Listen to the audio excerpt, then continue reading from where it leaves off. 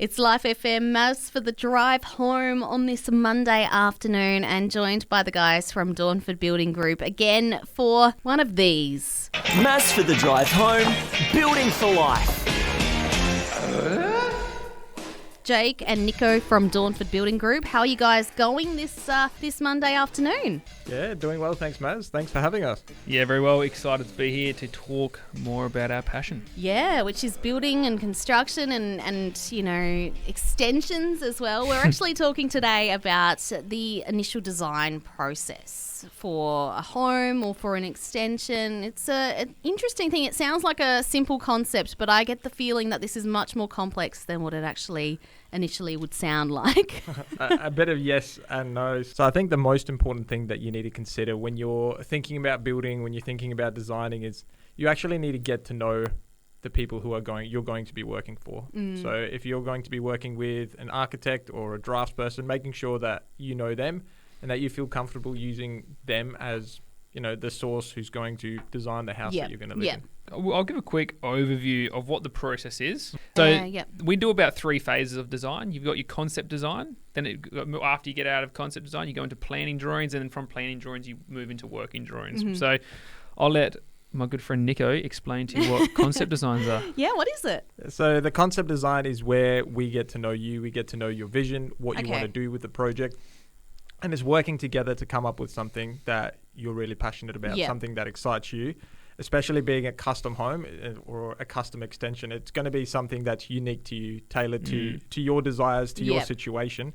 And so we start by reviewing your vision, any inspiration that you have. So if you've got Pinterest boards, anything like that, that's the perfect time to send that through to your designer to actually work with them to come up with something that's suited, like I said, to you specifically. And then from there, we go away, we create a design.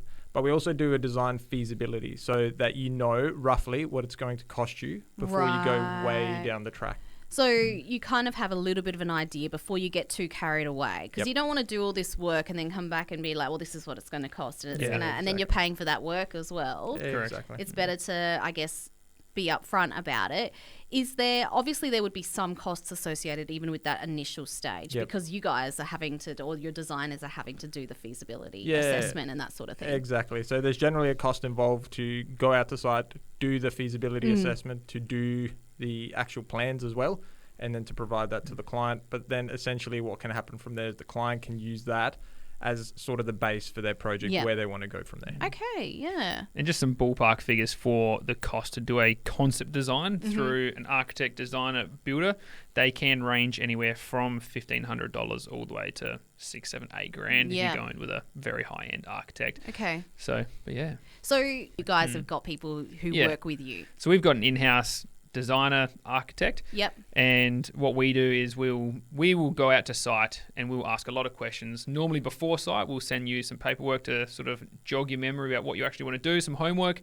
And as homework, people normally do it the night before, so we're normally doing it with them on the meeting. So so we normally it's normally a great it's normally a great conversation. Then we walk around the house, we talk with the 2 partners who are doing the build, and then then our designer will then go back and do a design for them, and that's where Nico was saying we do a feasibility assessment on it, and then something that's crazy is a lot of builds don't actually go into building because people don't know what it's going to cost at the end. So they're doing these beautiful designs, and their budget might be $400,000, but it comes in at $800,000. So this is where the never feasibility eventuates. Exactly. Yeah. So most of the time it doesn't. I'm not going to lie, there are some cases where it might go up $100,000 and the client just can't do it, but it's very hard to get a very accurate point. And so essentially, like statistically, most of the builds that get designed don't actually get built.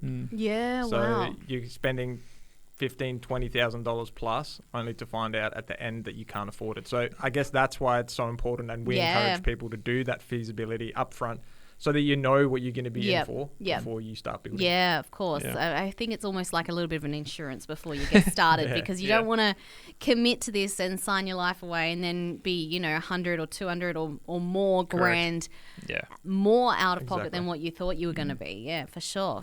And that's why it's so important to get the builder involved from the beginning.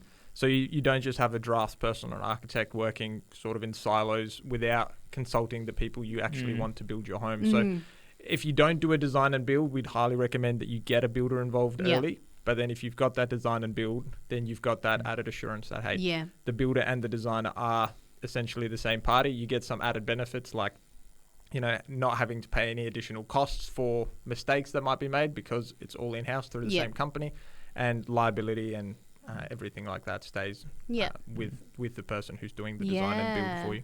Interesting. One thing I want to add as well is if you're going through an architect and you get your builder involved, don't just use your builder as a price checking person, because if you're going to go to 3 or 4 different builders, they will give you a very rough overview of what it could cost. Find a builder you're happy with and offer to pay them to do an analysis on the build for you. Okay. So you get some good guidance on that. Yeah, so someone that you trust, that you've maybe worked with before, has a good reputation for doing that kind of thing. Yeah, 100%. I think you really touched on it. Someone you trust, you are bringing them into your home. It's a relationship you're going to have with them for 12 months or whatever time period it's going to take. So it is important, really, to make sure that you trust the person. Yeah, and you're comfortable, because I know we've touched on this before, but this is like the biggest investment you'll probably ever make. Exactly. You don't want to be afraid to say, "Oh, I'm not happy with that," or I don't know if I feel comfortable bringing this up, or I'm not happy with how the corners are on this whatever it is. Like you want to be comfortable. Yeah, 100%. It's your money. You've worked hard for, and and I think as the builder as well, we've also touched on the fact that you guys want the customer to be happy too. You want them to be honest and be open with these these concerns. Yeah.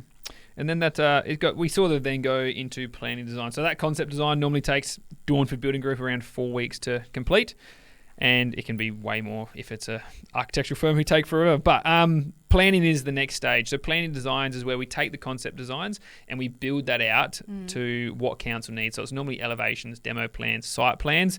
There's some other bits and pieces that they require. Yeah, so generally here's where we get a contour survey done as well, so that you've got all the levels correct, so that the plans that you're submitting are going to be the ones, essentially, from a planning perspective, that you end up building. Yeah, so you're not having to double handle like those plans and go through. Yeah, exactly. So we tell all of our clients, make sure before we get to this stage that you've told us all the changes you want to make, because anything from this stage will then have to go back into council, and there'll be a variation for that. Because that's additional time, fees. Yeah. And we could probably do an entire chat just on council approval. We could. So that's kind of the initial design process in a nutshell. Sort of how long it takes, and it's not a quick process, but it's something that you have to do properly.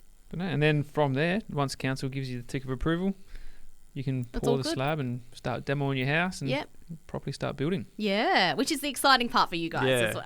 100%. Well, I love the design phase too. Yeah. It's all part of it, isn't it? It's a holistic process. But yeah, just so interesting, and all of these things that we're learning about. And like I said, it's building for dummies. Really, that's probably what this segment should be called. But building for life with Dornford Building Group, learning about some of the basics, but also the other things that are not so basic for most people as well. Exploring those kinds of concepts when it comes to building and doing extensions, because there's a lot more to it than just finding a builder and getting it done. There's a lot you've got to consider. Yeah. Dornford Building Group, Jake and Nico in the studio this afternoon. Thank you guys, and we'll catch up next time. Thanks, awesome. Have a good day.